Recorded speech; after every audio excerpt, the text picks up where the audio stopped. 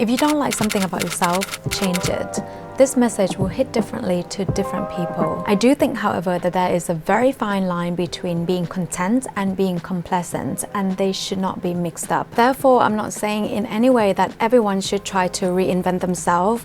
If you are happy and content exactly the way you are, then that is absolutely perfect. However, if you're not, because it may be that you are going through some periods in life where you feel a bit trapped, you may be facing some major life transitions, or you feel like you're so far away or disconnected from your goals and dreams, then it is time for a reinvention.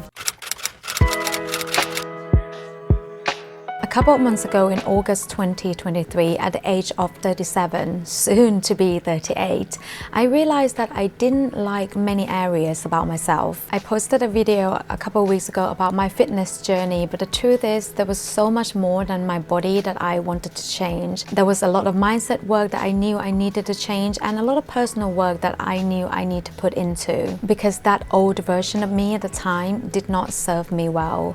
I had a very negative view about the world. I had a very limiting self-belief, which in the hindsight, I knew I had that for such a long time, but I never really bothered to change. I would also get overwhelmed so easily every time that things didn't go exactly as how I thought they would. I had a great career going on, and I was actually really good at what I was doing, and I worked with a lot of great people. However, deep down inside, I knew that I could do more. I feel that there was more that I could contribute to the world apart from being in a full-time job, and I was so done of feeling that way, so I decided to change. And even though it's been just only a couple of months, but I am feeling the best I've ever felt, physically, mentally, and I feel so much stronger. I'm still working on a few other areas of change, of course, because sometimes things are just going to take a little bit longer, but nonetheless, here's everything I did to reinvent myself, with the hope that with this practical step-by-step guide, if you are someone who are looking for a change, this can help you reinvent yourself too. Where do you want to be? A reinvention is an action or process through which something is changed so much that it appears to be entirely new. So, what do you want to change to? Assess all areas in life, such as your health, your family, your finance, your social circumstance, your education, your career, your character, your mindset, your personality. And in this process, don't tie the best version of yourself that you want to be with who you currently are. I think this is a common trap that people fall into in this process of reinvention. For example, if just for 1 second you forget about who you currently are, you may say that your best self, the person you want to be, is that you want to be a public speaker.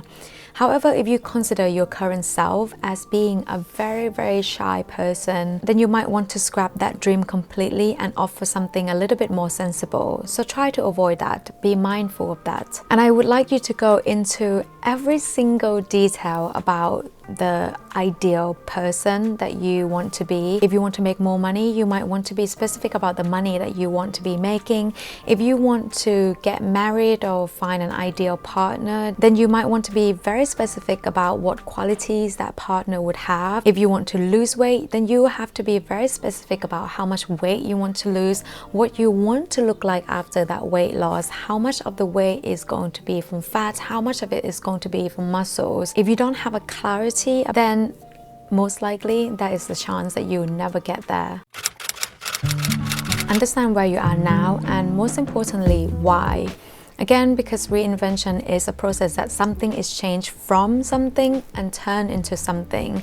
So it is crucial not only to have a crystal clear idea of what you want to change to, but also where you are currently, what you are changing from. You will want to do a similar exercise, but this time assess all areas in your life in the current state as they are now. It is also especially important to remember that the person you are now is actually an outcome or an end result of weeks, months, or years of taking certain actions, habits, having certain thoughts and certain beliefs. People don't decide their futures. They decide their habits, and their habits decide their future. For me to get to where I was with my physical health at the time, I had a very false belief about eating healthy. I thought that I would only need to eat healthy if I wanted to be a certain weight. And because that was my thought process, I didn't take any action or or build a good habits of eating healthy, eating whole foods, or eating enough vegetables. And as a result, after years of doing that, I found myself being in a place where I was carrying over 30% of body fat. I felt overwhelmed because I truly believed that if I don't get things done every second of the day or being productive all the time, then I am not worthy. Which means that as a result, I was blocking all my calendar with all my to-dos and leaving me no time to relax or rest. And therefore, in order to change yourself to a new person or to reinvent yourself, you'll be required to change your actions, your habits, your thoughts, and your beliefs, all of them. I call this whole thing your internal operating system. And in order to change, sometimes you'll be required to change or upgrade your whole internal operating system. And now that you have a very clear understanding of where you want to be and where you are now, and especially why, you'll be able to slowly see the gaps, and you have some ideas of how you can bridge the gaps. So let's start with actions, and I'm mentioning action first because it's probably the least complex thing. It's one of the things that you can make change fairly quickly, and most importantly, without action, nothing will get done. The very main tip that I have when it comes to taking actions that I don't really hear people talk about is basically to do the things that you don't want to do, especially if you know that that thing is going to get you to your goal. The first time I had coffee, I thought it tasted disgusting. Then I started to add some milk and then some sugar, and then it became a little bit more drinkable. And the strangest thing happened because as I drank coffee consistently over time, I started to enjoy coffee.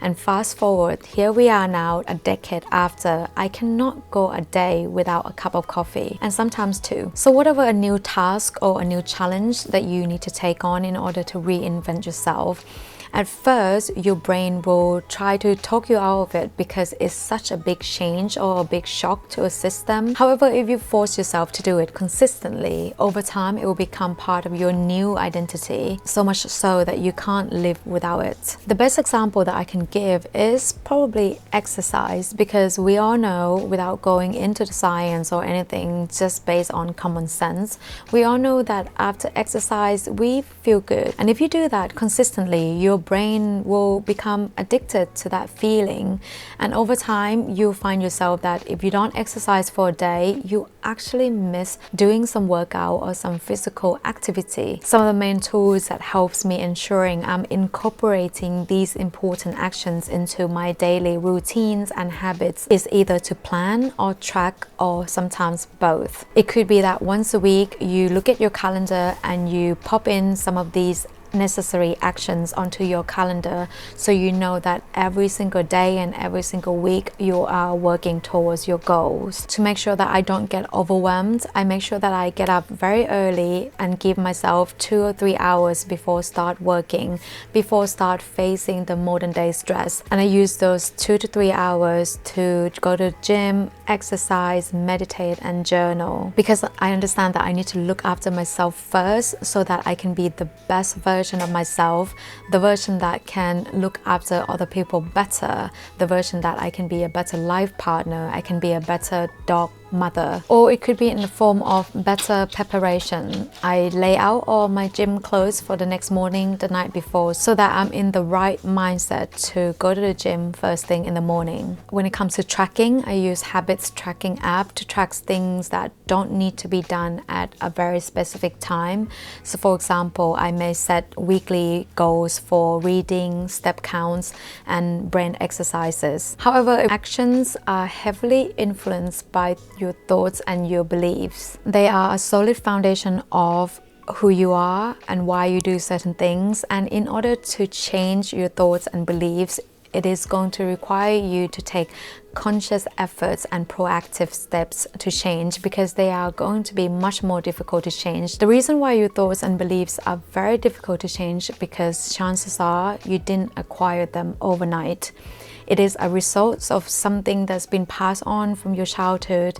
It is a result of the environment that you spend time with, people that you spend time with, the environment where you grew up, which embed certain thoughts and beliefs onto you, which then form part of your identity.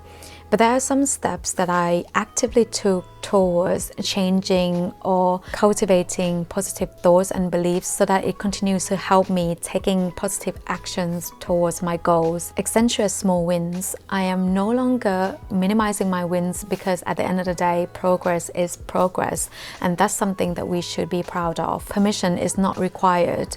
As a woman, I may be generalizing here, but I feel like this happens to a lot of women. Sometimes I feel like I need to ask for permission, but I've continuously having to remind myself that I don't need a permission to speak up. I don't need a permission to ask questions, to raise a problem, to solve a problem. This particularly has helped me with building my confidence, especially in a large group of people. Know that fear is a basic instinct of every human being. It is our survival response that our brain releases in order to protect us. So when you feel fear of being judged, fear of being questioned, fear of failing, fear of being embarrassed, fear of being rejected, when you feel the fear, that is actually the time to hit the accelerator. And talking about failing, expect to fall. I'm not saying failing here, because when you try to change yourself or when you try to be the best version you can be, you can never fail, but you'll fall. And all you need to do is get back up again. It's part of life, because sometimes although you put on the best action, you have the best mindset, and you do all your affirmations and you do all your law of attraction, sometimes there are external circumstances and external forces that may not go exactly as the way that you want it or you plan it. So expect that to happen. I'm going through this myself, but I don't consider myself failing or being a failure. Lastly, whatever you do, don't break promises to yourself. If you said you were going to do something, do it. The only person who can reinvent yourself is yourself. No one else can do it. And with that, I would like to end the video with the quote that I'm loving recently. It won't happen overnight, but if you quit, it won't happen at all.